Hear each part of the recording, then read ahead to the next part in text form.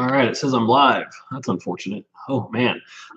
So yeah, never done this before. Never done a live stream on YouTube. So I'm recording the podcast here in just a second, but figured why not do a live stream and see what happens here, and I can repurpose some of this for YouTube as well. This is always going to be an audio first podcast, but nonetheless, I figured, hey, let's throw this on YouTube and see what happens. You can see my very messy basement here. Let me see if I point at some things behind me. My sleeveless hoodie right there. The box for the shoes I just got today. We'll be talking about those. That is a bass amp, keyboard amp. You can see my acoustic guitar, bass guitar right there, the keyboard, microphone set up for the drums. So obviously that's the band space back there. Anyway, so we're going to hit record and get this episode off to a nice official kickstart here. With the actual thing. So, but chat's going. So anybody who has questions, if anybody pops in, I kind of suspect I won't see anybody popping in, but we'll see what happens here. First time, it's not like I have a huge channel or anything like that. So we'll see how this goes. And away we go. Hello, thank you everybody for joining. This is Darren Starr. This is episode 108 of the Drop Set. Thanks for hanging in there through all the weird scheduling stuff that I've been dealing with lately. So I appreciate that. Lots of good wishes and comments and feedback from everybody on the previous episode, which was definitely a little weird, a little abnormal. So this episode here today, 108, I am actually right now at 12:07 p.m. Eastern Standard Time here in Knoxville. I am live streaming this on YouTube as well.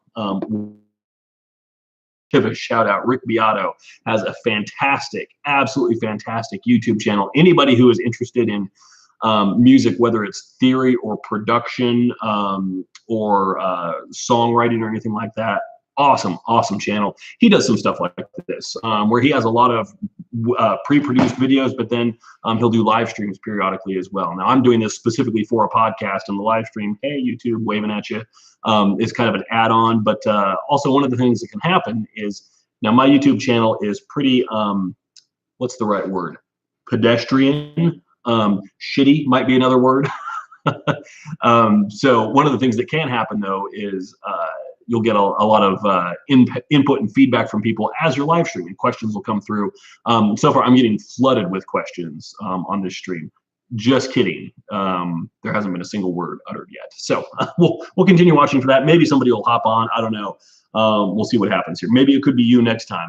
If I am a total sadist and decide I want to try this again, who knows? We'll see. But anyway, it's episode 108. We got a couple things to go over here. What's going on? First of all, I'll give everybody the quick update on Dad, and the update there is really no news, which I guess is the best news. The doctors are saying basically it's not be worse every day, and that is happening. He's going in for a MRI, just some updated imaging. Maybe today, I think, maybe tomorrow. I kind of lost track of that, but soon, until we'll know more about what's going to check in on that broken neck and see what's going on there. So he is, I hesitate to say he's improving just because it can really vary day by day. But he had a couple days like Saturday and Sunday over the weekend where he didn't really speak at all. And yesterday, Monday, he was saying he was kind of back to his normal, hey, there's Bella making an appearance in the YouTube video here. Hey, Bella, watching you. Don't you piss behind me. I can actually see you now. That's hilarious. Good old Bella. But he's back to saying a couple words here and there. He's getting a little bit more physically active, so those are good signs. So anyway, once again, I really appreciate all the feedback from everybody on that last week. Thank you. So what happened? I did something interesting today. So I had a check-in with Coach over the weekend, and just mentioned, you know what? I mean, I got some issues here, and one of the issues was my feet are really hurting. And I experienced this a while back. So in my left foot, I've had a couple of crash. And if you've had that before, it is no fun. It's kind of silly, and it feels a little dumb that it can be so debilitating, but it really can be. And mine was fairly mild, which was still enough to really be problematic. And that's mostly on my left foot. And then on my right foot, I've had come and go a couple times now. This pain that, you know, I kind of self-diagnosed through WebMD, which, you know, that's always correct and productive. I diagnosed it as a hairline fracture in my right foot, but I'm not sure. So this came about several years back. I was in New Orleans, and I was down there with my wife. She was there for a conference, an education conference, and so I had all the day to just kind of walk around. So there was one day where I logged about probably close to 30,000 steps. I also suspect that I did that in some bad shoes that were laced up a little too tight. And so it got to the point where the day after that, I was limping around. And then the day after that, I could not put any weight on that foot. I was like, oh my God, what did I do? And I got back home, and it got a little bit better for a few days, but still for about 3 weeks, I could not walk without a limp. It was really, really difficult. And it got to the point where I was like, all right, cool. I guess I need to go to the doctor. And then one day I woke up and it was fine. And it's been fine since, until a couple weeks ago when it started coming back. Now that was years back. I'd say that was what, 2015 maybe. And so now it's 2019, I guess. So, you know, it's been a while, and it's been fine since then. But now that same pain in the same spot is coming back, not quite as intense as it was before, but it just made me realize, like, I gotta do something, and it's a problem. And so I just mentioned it to Coach, just kind of offhand, and she said, you know, her being a former triathlete, she's like, you know, footwear is everything. You know, your shoes probably suck. I'm like, well, I wear Nike, so you're probably right. You know, the amount of thought that I put into my shoes, and I mentioned this to the guy that I went and visited this morning. It's similar to when you go for a haircut. And those of you who might be watching on YouTube, you'll notice, yes, recently sheared up top. That you go in for a haircut as a guy, and they ask, how do you want it in back, rounded or squared? And I'm like, seriously, does anybody actually have any preference on that at all? Does anybody care about that? I mean, but whatever, who am I to judge? I have always viewed my footwear with the same level of apathy. I'm like, get me something that's a reasonable color, that doesn't clash horribly with everything that I wear, and that doesn't cause any pain to my feet directly. I can walk around like, yeah, okay, cool. So last time I went and bought shoes, I think I was in the store, like actually looking at shoes for about 7 minutes, and I walked out with 2 pair. That's typical of the amount of thought that I put into shoes. Now, in my family, you know, my mom has always said, like, oh, we all have really narrow feet, really flat feet. I'm like, you know, people say that all the time, but, you know, does that actually mean anything? I don't know. I mean, everybody says they have flat feet, right? Or everybody says that, and basically nobody can ever find a shoe that fits for them. So my thinking is, you know, everybody always says they have, you know, super flat feet or super wide feet. I'm like, realistically, you know, probably it's just that, you know, you can't find the right shoe. So I went to this place today, was Fleet Feet in Knoxville, and they have a 3D foot scanning machine there. So I've heard of these before. I've just never done it. And so this is the first time I've ever actually gotten on one of these. And so I'm looking right now. I can't show you on the podcast clearly, and on YouTube, I can't really show you much either. But I'm looking at the scan right here. So it shows you, okay, here's an image of your feet. And I did actually post on my Instagram story just a quick picture of, you know, what the scan looks like here. But it also tells me, it gives me some interesting statistics here. So my left foot is a 12.1. My right foot is a 12.3 as far as sizes go. Let's see, the width of your foot at the ball. That the guy in the shoe store said, and it ranks from narrow to wide. It goes 3A, 2A, A, B, C, D, E, 2E, 3E. So middle of the spectrum is kind of like C, D, and the guy at the shoe store said D is by far most common. Well, I'm an A on both. So I'm definitely, you know, narrow at the ball. Arch height, you know, it's low, medium, high. Both my right and my left, so it does measure them independently, are low. My right is on the upper side of low. My left is on the lower end of low. Like, it is flat. Instep height, just if you have low arches, you know, it's from the floor to the top of your foot, basically. If you have low arches, your instep is going to be low as well, and mine is extremely low on both. My heel width is extremely narrow on both. My ball girth, which sounds kind of dirty, is very, very small on both left and right. It's actually like pegging the left end of the spectrum here. It's the smallest of small. Instep girth, smallest of small for both sides. Heel to toe length, however, is the upper end of long for both. So, you know, size 12, but you know, it's like a size 12 if you measure front to back, but like a size 0 if you measure side to side. Ball width. So my ball width and girth are both the smallest of small. This sounds like a really personal conversation. I promise you, I'm talking about feet entirely. That's it. So, God, I hope my mom doesn't listen to this episode. It's okay. I'm not going to edit it. No, we're just gonna roll with it. You know what? It's all good. It's all good. Mom, I love you, but hey, you know what? You should know better than to listen to this, frankly. So basically, my feet are long, and in every other respect, they are tiny. Like they're super narrow, super flat. And the guy looked at this, he's like, yeah, no wonder you got some foot problems. I'm surprised they're not bigger than this. The problems, that is. I'm like, yeah, this is kind of, it's very eye-opening to see that, okay, here is the spectrum and here is where you sit on it. And so while my problems have not been severe, like plantar fasciitis, based on a conversation with a physician, I attribute that more to, you know, really, really working my calves and having, you know, pretty well-developed calves. You know, I won't say that, you know, I'm on the upper end of the spectrum for too many things when it comes to the physique, but I've got decent calves and I work them pretty good for that. And I don't that imbalance more than anything else that probably helps lead to the plantar fasciitis. Just because stretching the calves routinely will help keep that at bay.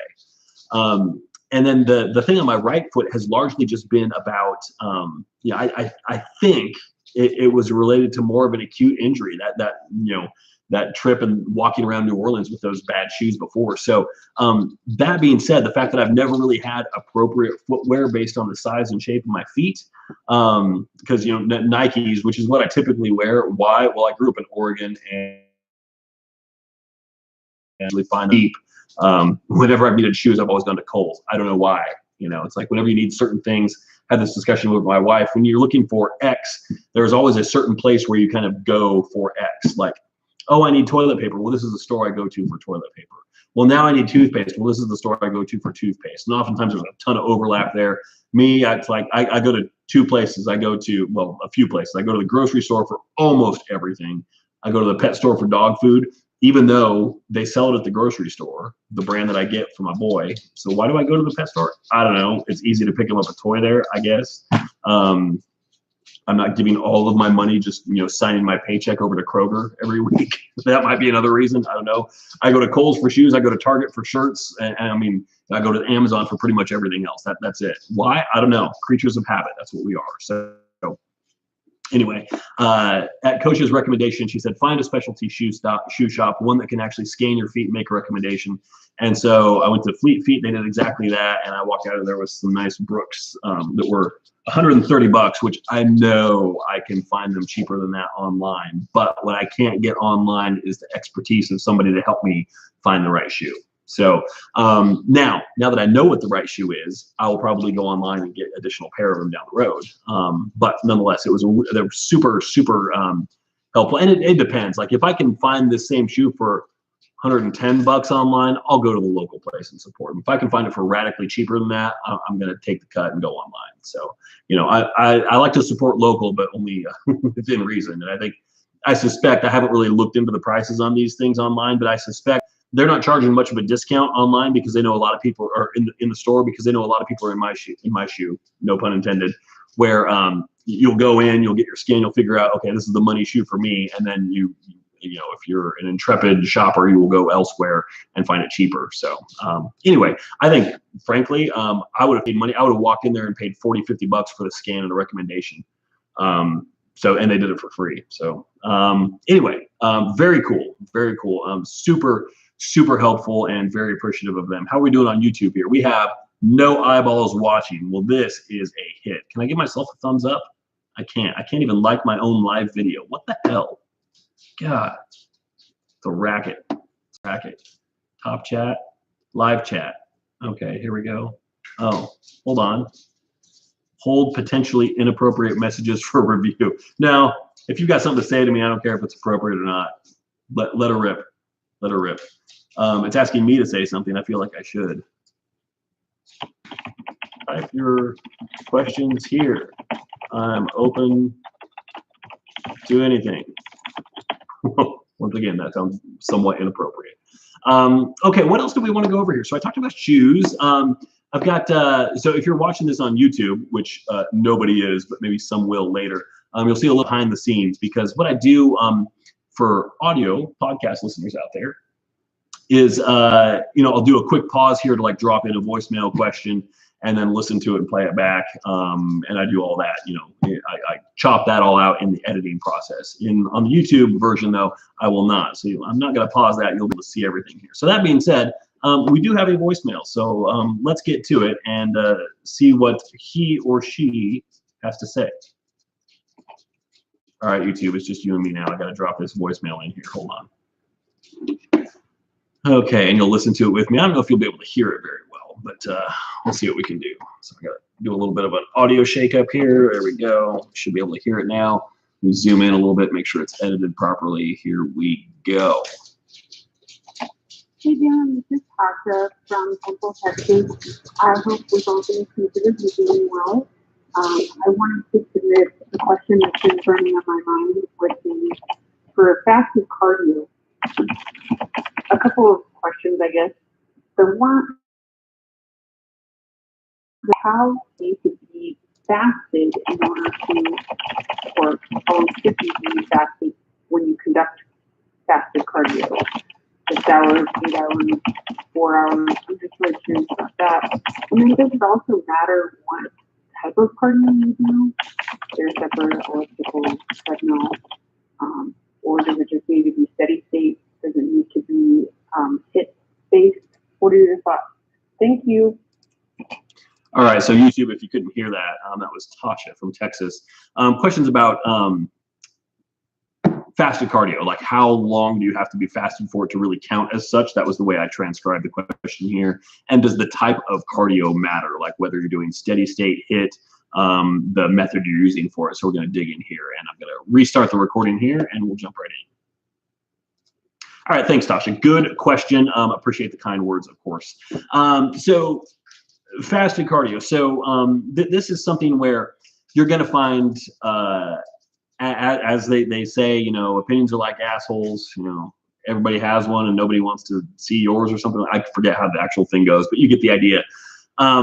Lots of opinions on fasted cardio, obviously. You will find all kinds of people who are in really lofty positions who will rail against it, say you should never do fasted cardio. And you'll find other people who say it's the only thing you should ever do. So what is it? The answer is, somewhere in between. There is not a reason to avoid doing fasted cardio. The most resistance I get that's in that direction are from people who think that doing fasted cardio is going to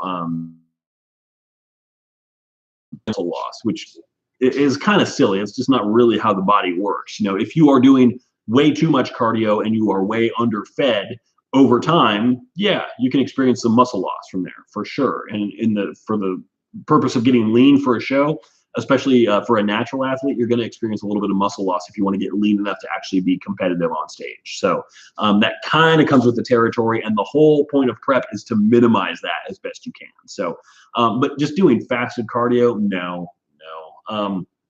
There's no reason to avoid it. There isn't necessarily a reason to always think that it's got to be what you have to do. And when most people are talking about fasted cardio, they're talking about first thing in the morning, right when you wake up. Now, personally, I am a big fan of that.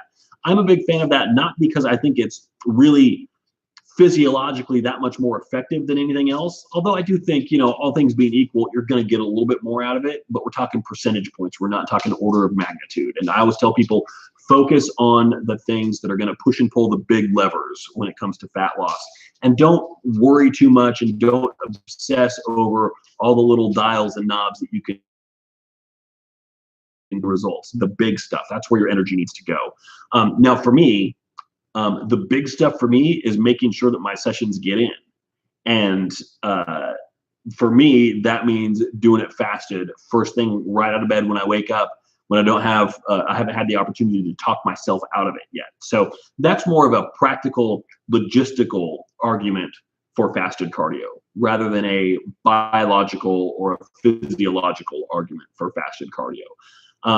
Like I said, I think it is still probably a little bit more productive. And so all things being equal, you're like, I can do fasted cardio or I can do it later in the day. I have no issue doing it during either time. Which would you have me do? Great, do it fasted then. Because then also it's out of the way. It's not, it just kind of makes the rest of the day a little bit easier. My mornings can be a little hectic. All the people out there with, 3 or 4 kids are laughing their ass off right now at me, rightfully so. Hectic is a relative term. But, I wake up and there's a little bit of a time crunch and someone who's really kind of scrambling to get ready because she's got somewhere to be. She's got to be out of the house by 7.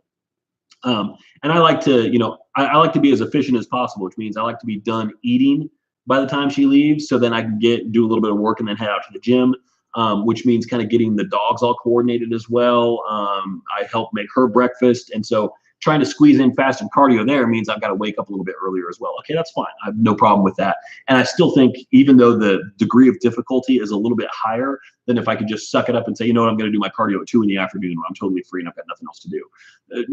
Okay, that might be easy, but I just like getting it done first thing in the morning. I feel productive.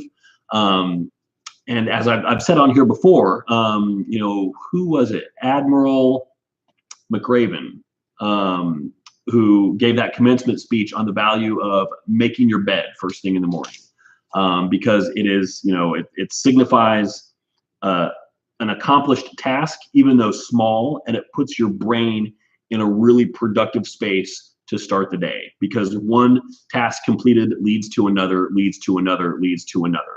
And I am a firm believer in that. If I know, first of all, if I don't wake up on time, that's the first task I have failed for the day. And that's a kind of a shitty way to start the day. So that is one reason why I all things being equal, I will force myself out of bed when I want to get up, or when I'm supposed to get up, not necessarily when I want to, when I'm supposed to get up, just because doing that makes everything more productive once again. And so then if I am supposed to do fasted cardio and I hit that, great, okay, awesome. Now that's another thing that's been knocked out. Meals on time, getting everything remaining on schedule through those first critical 90 minutes to 2 hours. I feel like if I can do that, then I've gotten a good start off. The next thing for me is a little bit of email and then hitting the gym. And if things can remain in that productive space, then, the most important part of the day for me, the lift, I approach that feeling productive and accomplished already. So, and then I have a chance there to continue that. So that's my theory on fasted cardio as far as how important it is.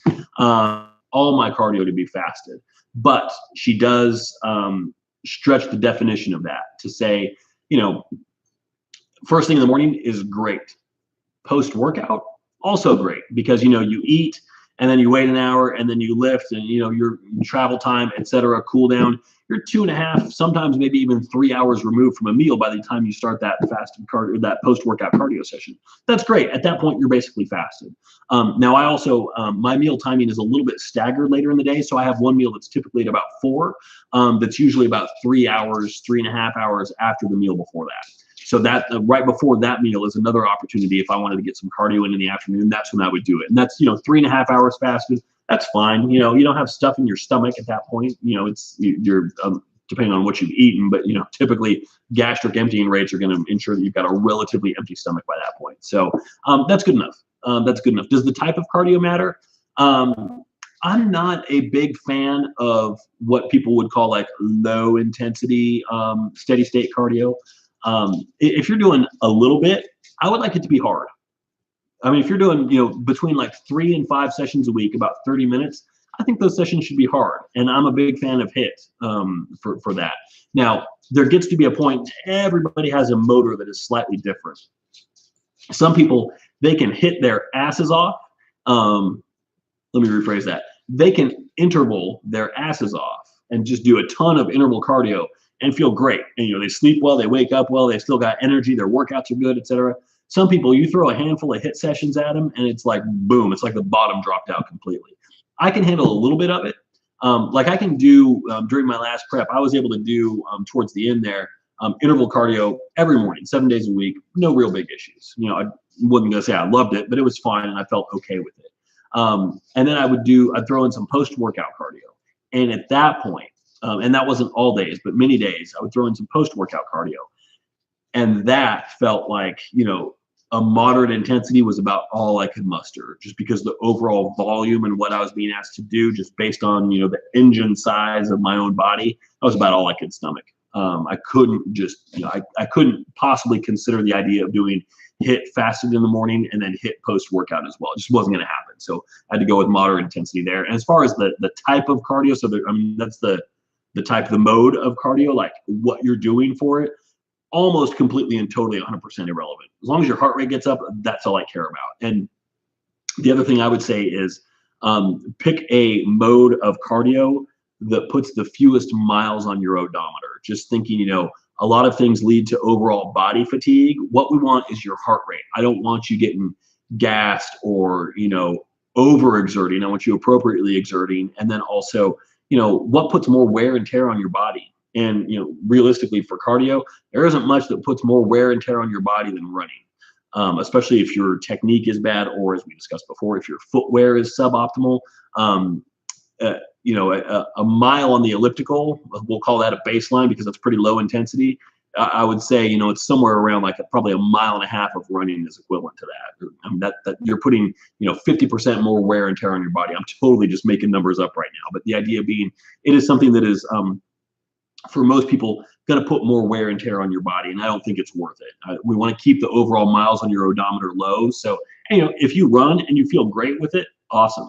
I have a lot of people who, as clients, who love to run. They love to run for cardio, but they're like, if I do more than a couple sessions a week, my knees start to hurt, etc. Well, stop it. You may love to run, but running doesn't necessarily love you. Do a little bit, but don't do it for all of your sessions. Do things that put less wear and tear on your body, because over the course of prep, we're going to put it through a lot. And the more unnecessary stress and strain you put on yourself, the harder you're making it. And the more you're just going to have a more difficult recovery after prep is done. And sometimes your body will bounce back. God forbid something could happen and you could actually injure yourself in a way that makes you pull out of prep or forces you to have a prolonged recovery afterwards. None of those things are good. And if all we can do is say, hey, we're going to do less running and spend more time on the bike or the elliptical or get on a rowing machine or do some battle ropes or, mix it up. It doesn't matter. I don't care. Now, for me, I've got an elliptical out in my garage. I love it. That's great. I mean, it's not the world's greatest elliptical, but man, it's hard to beat for convenience. Doesn't make anything hurt. It feels effective, gets the heart rate up. That's what I need. So anyway, hopefully, Tasha, that helps. And so I have not forgotten. We've been doing this raffle for questions that get called in. So the last time we did the raffle, who was it that won? Was that Emily that won that time? I think so. So since then, however, we've had, holding up for the YouTube camera here, Mark called in. I hadn't forgotten you, Mark, don't worry. And then this is Tasha. So Tasha, I'll write your name here on this Post-it note. Tasha. And so at some point when I decide I've had enough, I'll crumple these up, throw them in a shaker cup, and pull out a winner. And that person will win the raffle for this week and win something from the 5-Star Physique apparel shop. So what else do we have here? This was a question from a client of mine, Dan. He did not call in with this, but it was something as a kind of a supplement to his check-in, which I found very useful.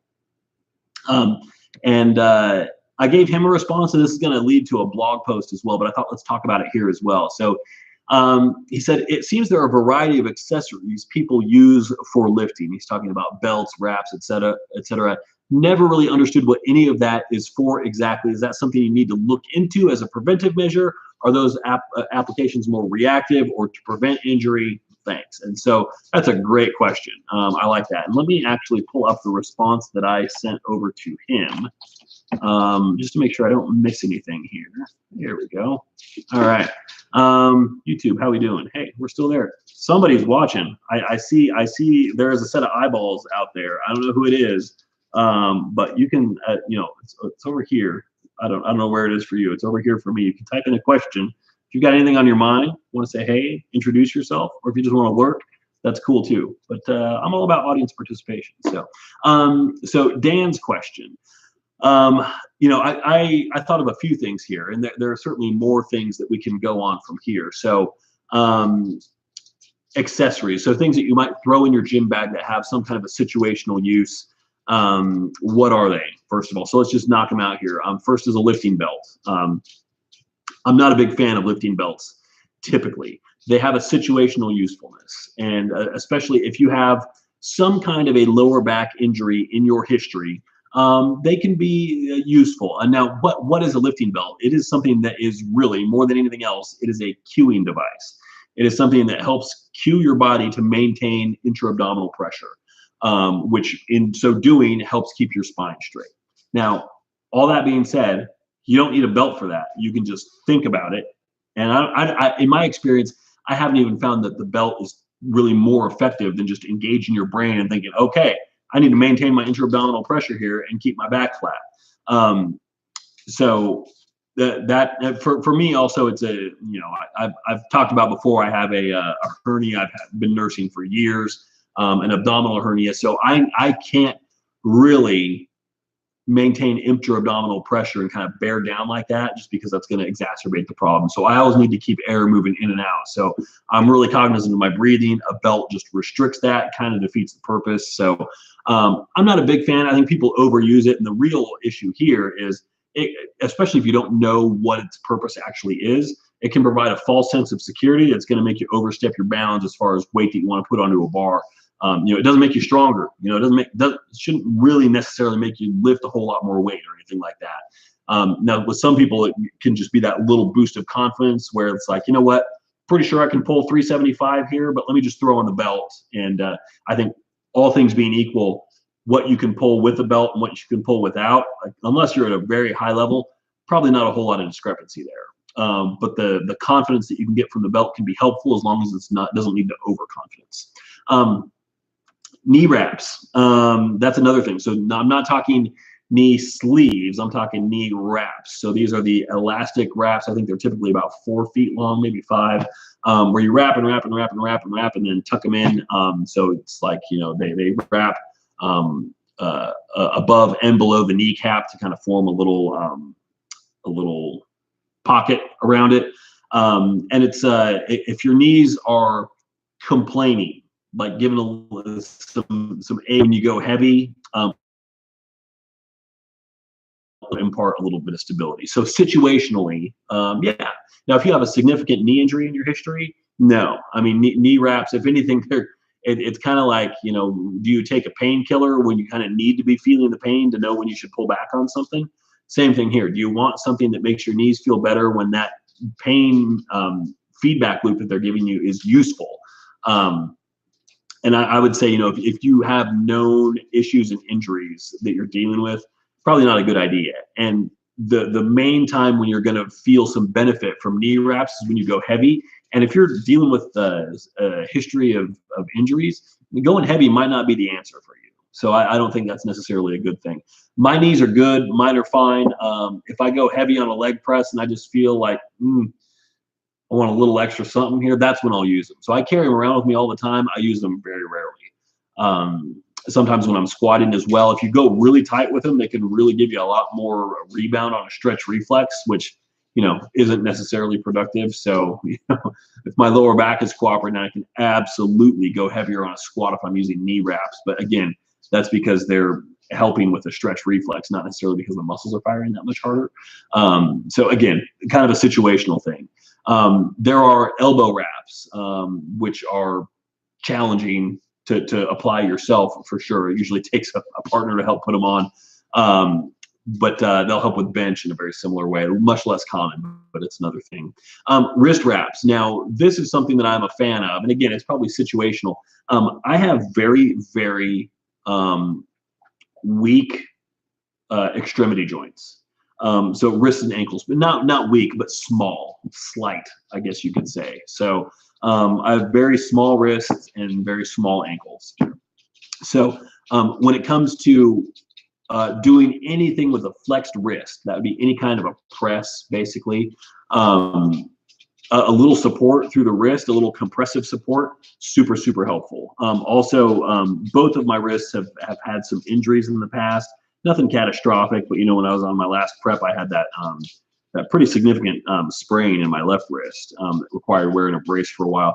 It still is, you know, I can feel it. It doesn't really hold me back too much.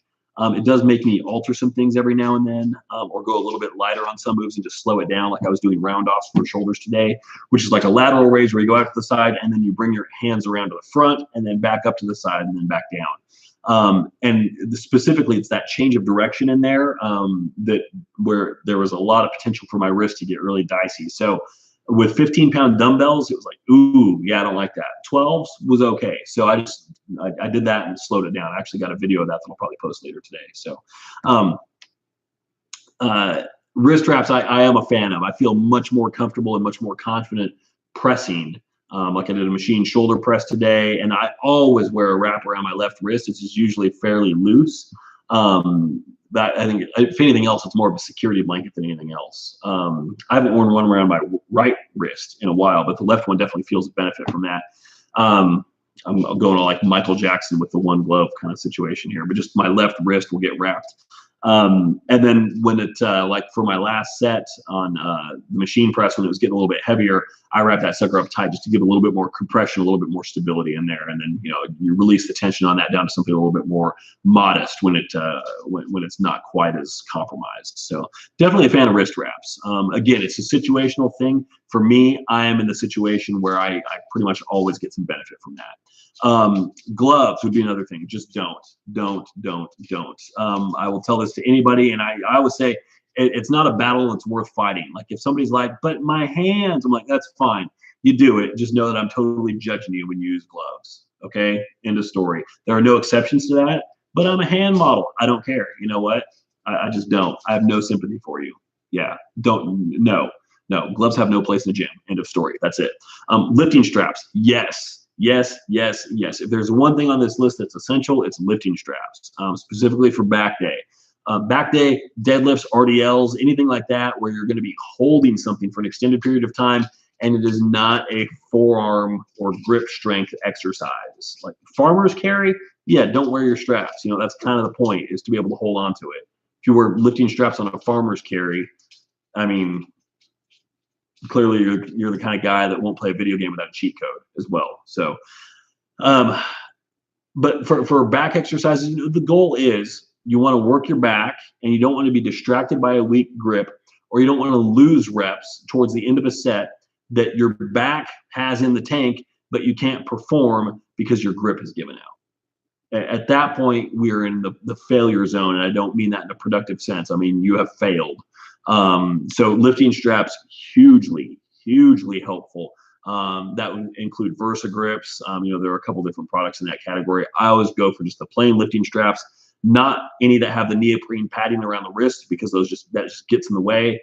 You know, it's made out of fabric. It's not made out of razor blades. You know, you don't need padding in there. You don't need protection. Just, you know, wear it, know how to use it. Understand that most of those products don't come with instructions, but that I have a really handy video that you can find in my archives on YouTube on how to use your lifting straps just straight out of the package with no instructions, never been used, because they do have to be, like, you know, folded the right way. You have to put the right one on the right hand. I'm sorry, the correct one on the correct hand. And then actually how to use them. And they can take a little bit of getting used to, for sure, but with a little bit of practice, they can be very quick, very easy, and very, very beneficial. What else might go on this list? Something like a waist trainer? No, not a fan of waist trainers at all. Or the, you know, the sweat belts or other garbage nonsense like that. No, that is total bullshit gimmickry. It has no place in anybody's arsenal. I mean, unless, you know, the one exception to that is if you get a really, really good mental boost in seeing how much sweat you can lose through a cardio session. All right, cool. You know, I'm all for good mental boosts. Do not kid yourself into thinking that has any long-term increase in productivity, unless we're talking about your mental state helping you hit things harder from day to day. In which case, all right, I can get that. But the sweat belt, and the products that you put on there, those themselves, don't kid yourself into thinking that those have any impact directly on anything, because they do not. They're snake oil, but they can provide a little bit of a mental boost, and I will say that is not entirely worthless. So what else might happen? What else might, I mean, other things that you might take into the gym, like, resistance bands. I use mini bands semi-regularly. I carry around a short and a long, and two long ones with me all the time. A short orange one. These are from Elite FTS. They're like, you can wrap them around parts of machines to provide a little bit of elastic resistance. Like you can do a banded leg press, a banded hack squat, a banded machine press. You need to get a little bit creative with how you apply those in certain situations. You could actually do a banded dumbbell incline press. I've done that before, where you have the band kind of behind you, and then you work one side into your left hand and one side into your right hand. So when you press your hands forward, you have the resistance of the band being included in whatever weight you have with the dumbbells as well. A little bit of a tricky, that's the thing, all this stuff is logistically complex to set up, but it can be worthwhile in certain situations. I like doing a spider crawl up and down a wall with a short resistance band wrapped around your wrists, where you pull your hands apart so you maintain tension as you then do a spider crawl up and down the wall with fingers open. Really, really kills the rear delts. Got that one from John Meadows. There's a lot of applications for those. You could do, if you've got, I find this easiest with a partner, but like a banded dumbbell pullover, especially if you don't have a pullover machine. You can do it on a cable setup, but using a dumbbell pullover, you can put a band around the dumbbell and then anchor the other end around a nearby piece of equipment, or have your partner hold on to it.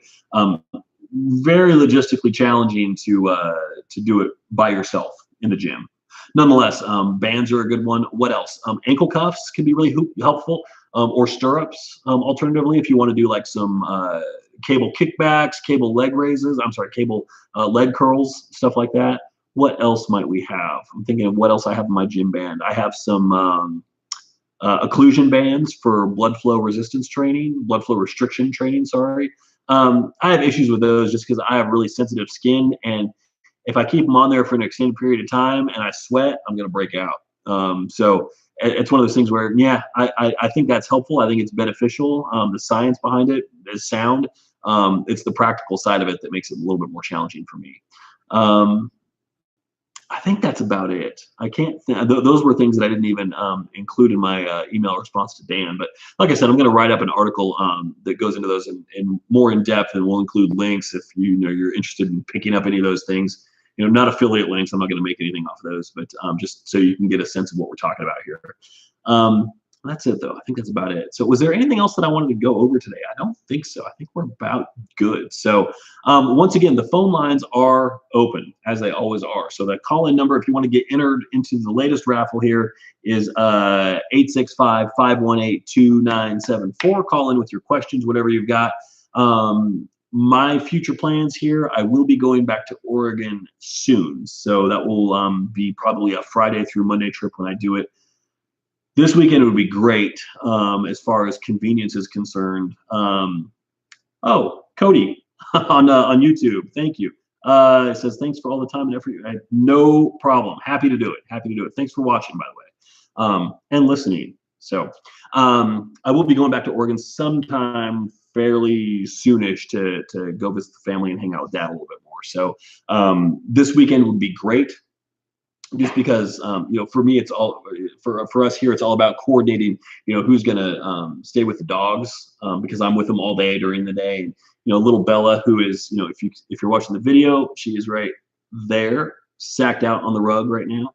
She's 17 and a half. She's actually closer to 18 than 17. And if you've been watching this video and you've seen her kind of like lumbering around in the background, she falls over. That's what she does. She needs a little special TLC, and she can't be left alone all day when my wife's at work. She just can't at this stage. So my wife has a 4-day weekend for President's Day coming up. So this weekend would be really convenient while she's off to go. But I'm looking at ticket prices. They're really expensive, and a later date would make a lot more sense as far as where Dad is expected to be in his recovery as well. So I don't know. We're going to play that by ear and just kind of see what happens and take it as it comes. So once again, I appreciate everyone's words of support. I appreciate everybody who listens. Thanks. If you listen to this podcast, you enjoy it, tell a friend. Because one thing that I'm having a tough time doing is trying to secure guests that talk about things that I want to talk about, because I don't have the listening statistics to justify them spending time on this podcast. I don't have enough people listening yet. So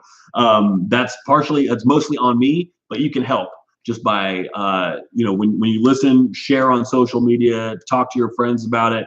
I will get some t-shirts made up as well. So if you want to wear your support, that'll be an option soon as well. So stay tuned for that, of course. And you can see what I'm wearing here if you're watching the podcast, a fancy 5-Star Physique V-neck tee. This one is in, I think they call it city green. But yeah, so 5starphysique.com/shop. You can find all the apparel up there if you want to show your support. And anything else about me is up on that site as well. So you can read about coaching services, you can check out workouts, and see where you can follow me on social media as well. So that's all I got. I'm going to wrap this up. Thank you once again for listening. I appreciate it. And I will check in with you all maybe Friday. I don't know. You can also, the one place where I will always go to keep you up to date on what's going on is Instagram. That's where I am most active on social media. So Instagram at Darin_Starr,